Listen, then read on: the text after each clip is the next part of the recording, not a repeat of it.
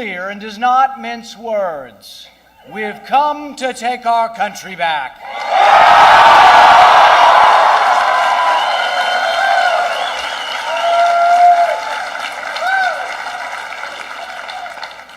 We've come to take our country back from the special interests that use Washington as their personal piggy bank.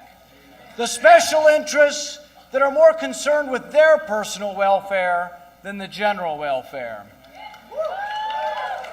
The Washington machine that gobbles up our freedoms and invades every nook and cranny of our lives must be stopped.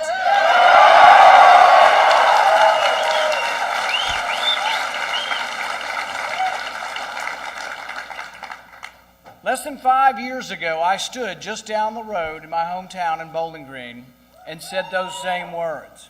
I wasn't supposed to win. No one thought I would. Some people ask me, then why are you running? The answer is the same now as it was then. I have a vision for America. I want to be part of a return to prosperity. A true economic boom that lifts all Americans. A return to a government restrained by the Constitution.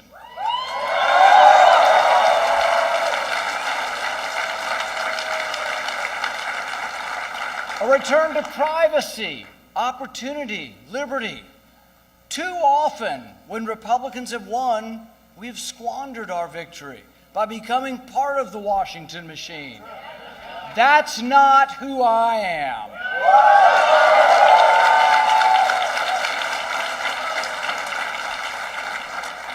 That's not why I ran for office the first time just a few years ago. The truth is, I love my life as a small town doctor. Every day I woke up, I felt lucky to be able to do the things I loved. More importantly, I was blessed to be able to do things that made a difference in people's lives. I never could have done any of this, though, without the help of my parents who are here today.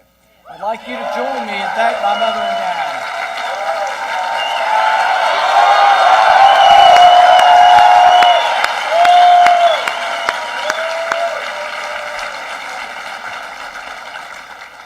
With my parents' help, I was able to make it through long years of medical training to become an eye surgeon.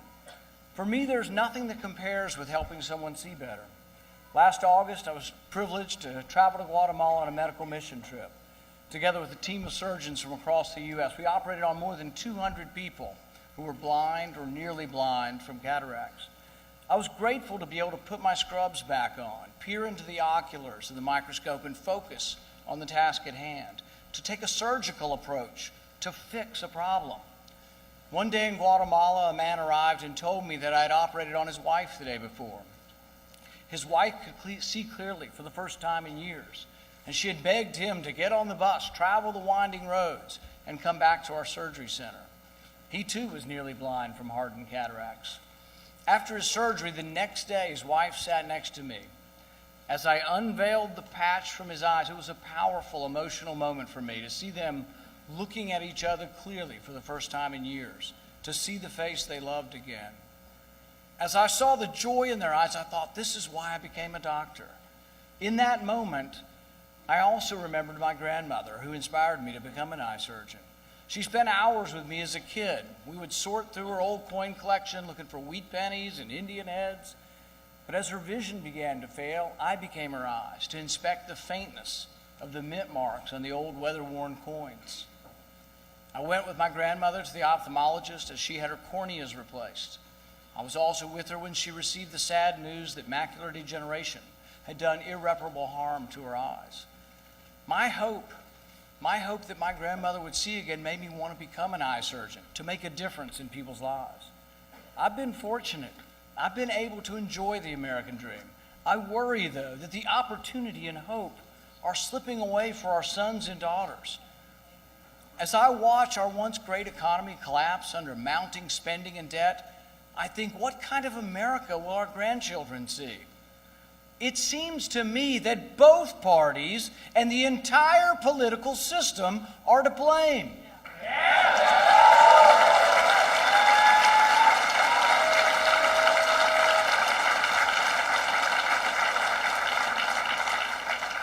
Big government and debt doubled under a Republican administration.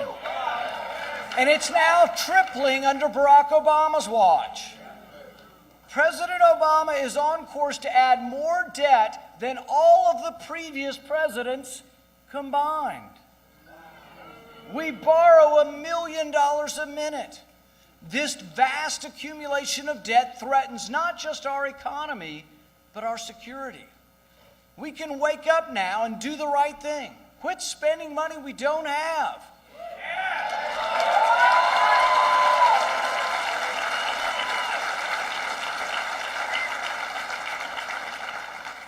This message of liberty is for all Americans, Americans from all walks of life.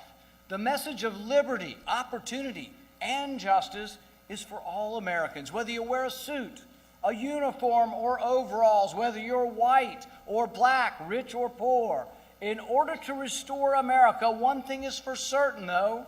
We must not dilute our message or give up on our principles.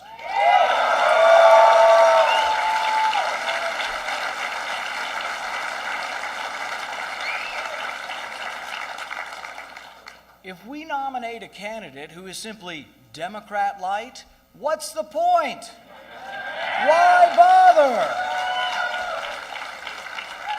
We need to boldly proclaim our vision for America. We need to go boldly forth under the banner of liberty that clutches the Constitution in one hand and the Bill of Rights in the other.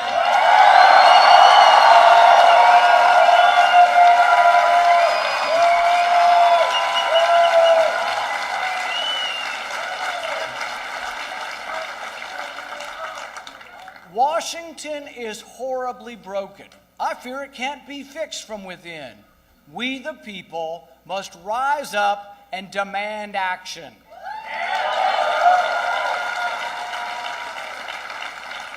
Congress will never balance the budget unless you force them to do so. Congress has an abysmal record with balancing anything. Our only recourse is to force Congress to balance the budget with a constitutional amendment.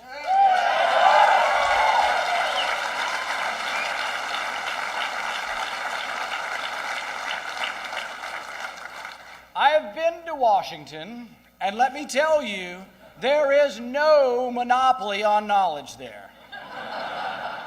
I ran for office because we have too many career politicians. I believe it now more than ever. We limit the president to 2 terms. It's about time we limit the terms of Congress.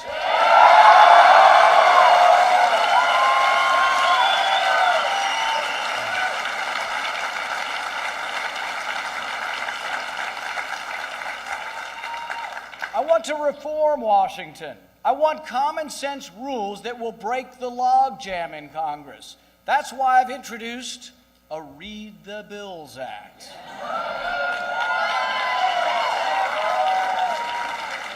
The bill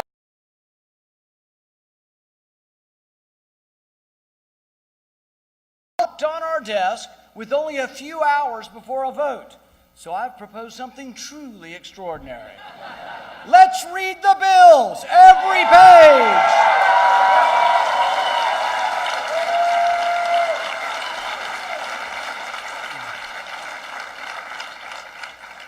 From the time I was a very young boy, I was taught to love and appreciate America. Love of liberty pulses in my veins. Not because we have beautiful mountains or white sand beaches, although we do. And not because of our abundance of resources. It's more visceral than that. Our great nation was founded upon the extraordinary notion that government should be restrained and freedom should be maximized.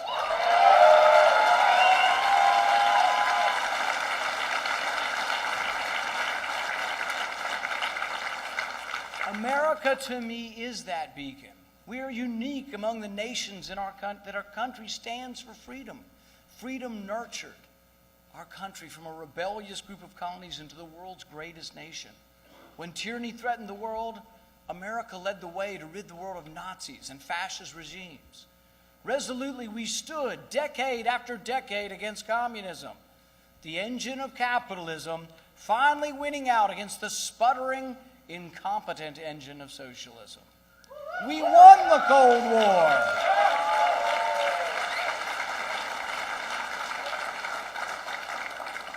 America and freedom are so intertwined that people literally are dying to come here. The freedom we've fostered in America has unleashed genius and advancement like never before. Yet our great nation still needs new ideas and new answers to old problems. From an early age, I worked. I taught swimming lessons, I mowed lawns, I did landscaping, I put roofs on houses, I painted houses. I never saw work, though, as punishment. Work always gave me a sense of who I am.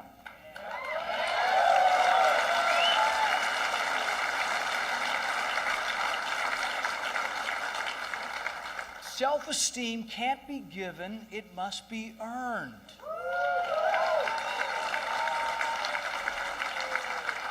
Work is not punishment, work is the reward.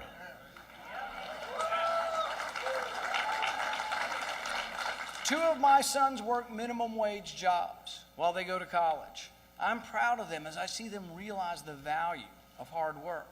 I can see their self-esteem grow as they cash their paychecks. I have a vision for America where everyone who wants to work will have a job.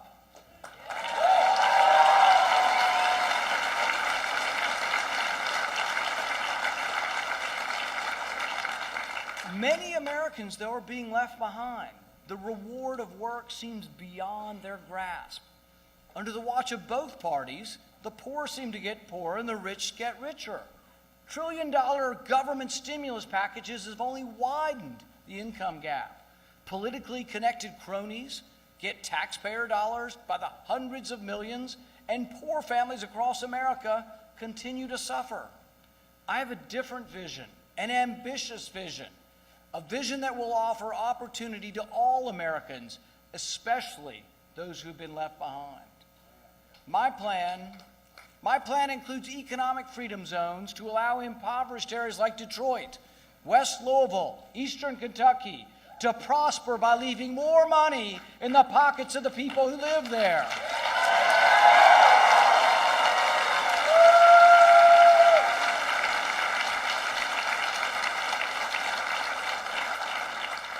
Can you imagine what $1 billion stimulus could do for Detroit or for Appalachia? I'm convinced that most Americans want to work. I want to free up the great engine of American prosperity. I want to see millions of Americans back at work. In my vision for America, we'll bring back manufacturing jobs that pay well. How? We'll dramatically lower the tax on American companies that wish to bring their profits home.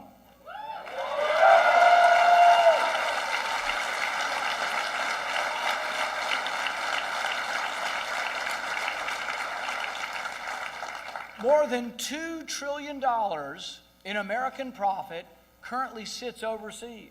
In my vision for America, new highways and bridges will be built across the country, not by raising your taxes, but by lowering the tax to bring this American profit home.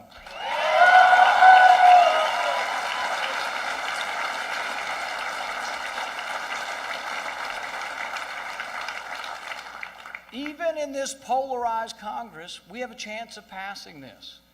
I say let's bring $2 trillion home to America. Let's bring it home now.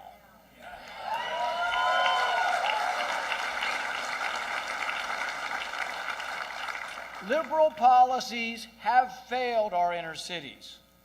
Let's just get the facts straight. They have failed our inner cities. Our schools are not equal, and the poverty gap continues to widen. Martin Luther King spoke of two Americas. He described them as two starkly different American experiences that exist side by side. In one America, people experience the opportunity of life, liberty, and the pursuit of happiness. In the other America, people experience a daily ugliness that dashes hope and leaves only the fatigue of despair. Although I was born into the America that experiences and believes in opportunity, my trips to Detroit, to Appalachia, to Chicago have revealed what I call an undercurrent of unease. It's time for a new way, a way predicated on justice, opportunity, and freedom.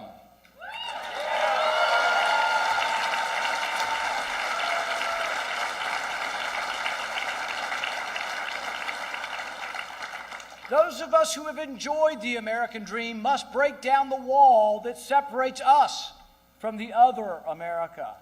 I want all our children to have the same opportunities that I had.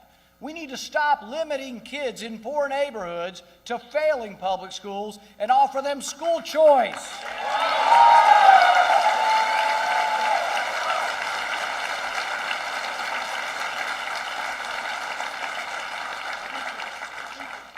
It won't happen, though, unless we realize that we can't borrow our way to prosperity. Currently, some $3 trillion comes into the U.S. Treasury. Couldn't the country just survive on $3 trillion? I propose we do something extraordinary. Let's just spend what comes in.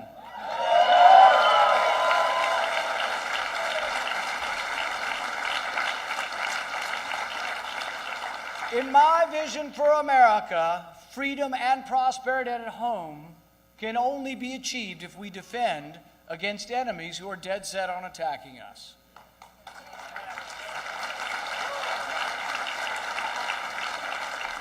Without question, we must defend ourselves and American interests from our enemies.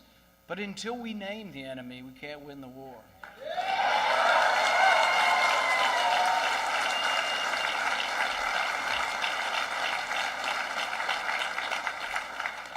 The enemy is radical Islam. You can't get around it.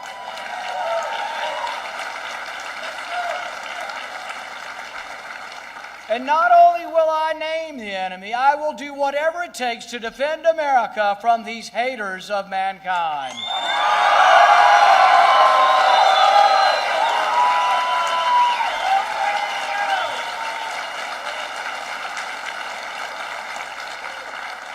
We need a national defense, robust enough to defend against all attack, modern enough to deter all enemies, and nimble enough to defend our vital interests.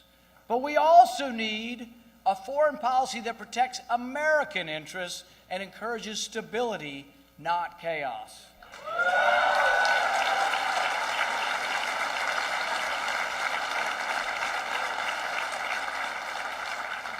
At home, conservatives understand that government is the problem, not the solution. Conservatives should not succumb, though, to the notion that a government inept at home will somehow succeed in building nations abroad.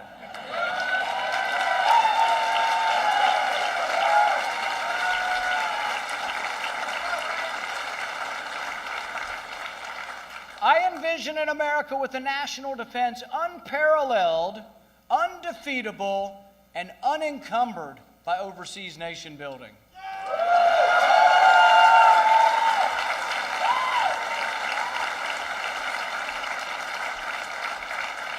I envision a national defense that promotes, as Reagan put it, peace through strength. I believe in applying Reagan's approach to foreign policy to the Iran issue.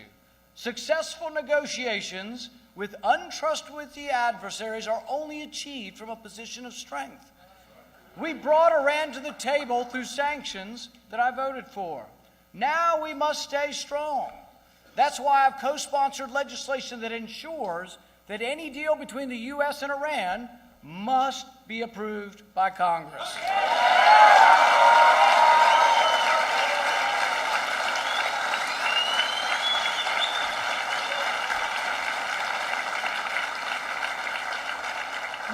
Not only is that good policy, it's the law. It concerns me that the Iranians have a different interpretation of the agreement. They're putting out statements that say completely opposite of what we're saying. It concerns me that we may attempt, or the president may attempt, to unilaterally and prematurely halt sanctions. I will oppose any deal that does not end Iran's nuclear ambitions and have strong verification measures.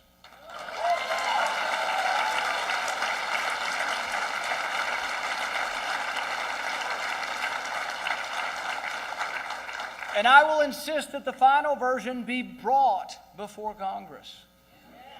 The difference between President Obama and myself, he seems to think you can negotiate from a position of weakness.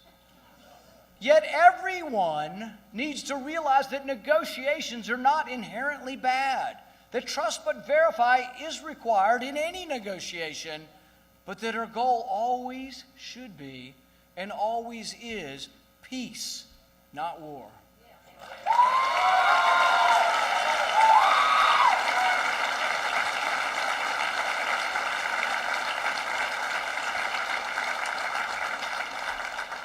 We must realize, though, that we do not project strength by borrowing money from China to send it to Pakistan.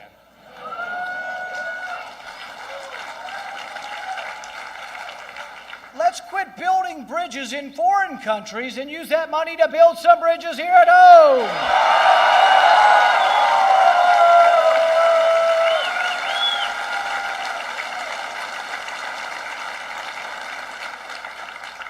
It angers me to see mobs burning our flag and chanting death to America in countries that receive millions of dollars in our foreign aid.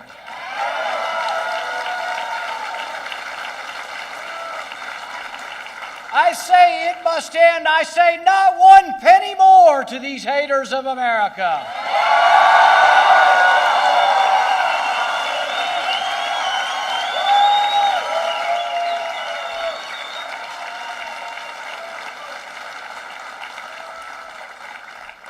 To defend our country, we do need to gather intelligence on the enemy. But when the intelligence director is not punished for lying under oath, how are we to trust our government agencies?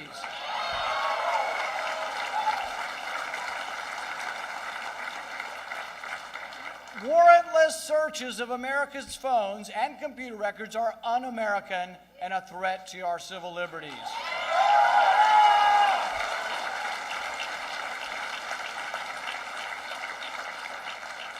I say that your phone records are yours. I say the phone records of law-abiding citizens are none of their damn business.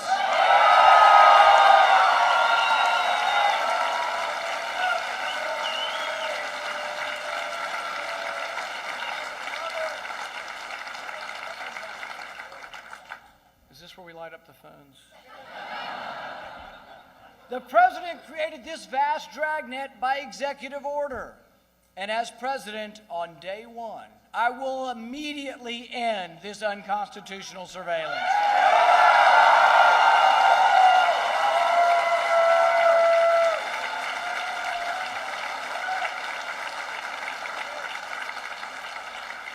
I believe we can have liberty and security, and I will not compromise your liberty for a false sense of security. Not now, not ever.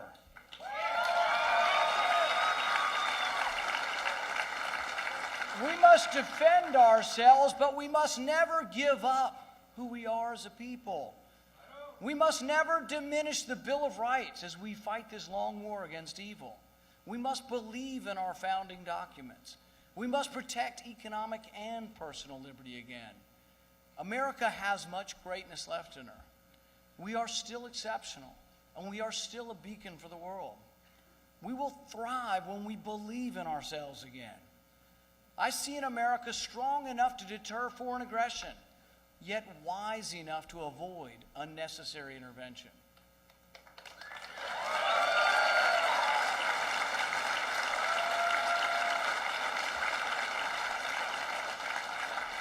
I see an America where criminal justice is applied equally, and any law that disproportionately incarcerates people of color is repealed.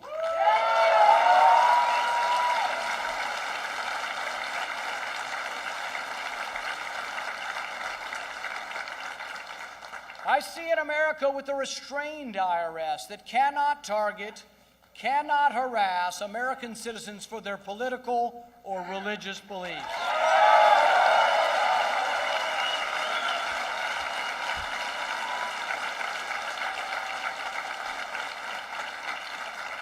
I see our big cities once again shining and beckoning with creativity and ingenuity, with American companies offering American jobs.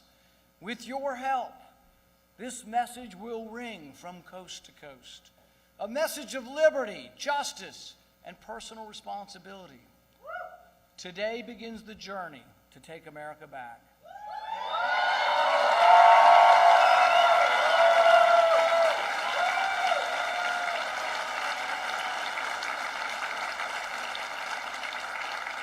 To rescue a great country now adrift, join me as together we seek a new vision for America. Today, I announce with God's help, with the help of liberty lovers everywhere, that I am putting myself forward as a candidate for President of the United States of America.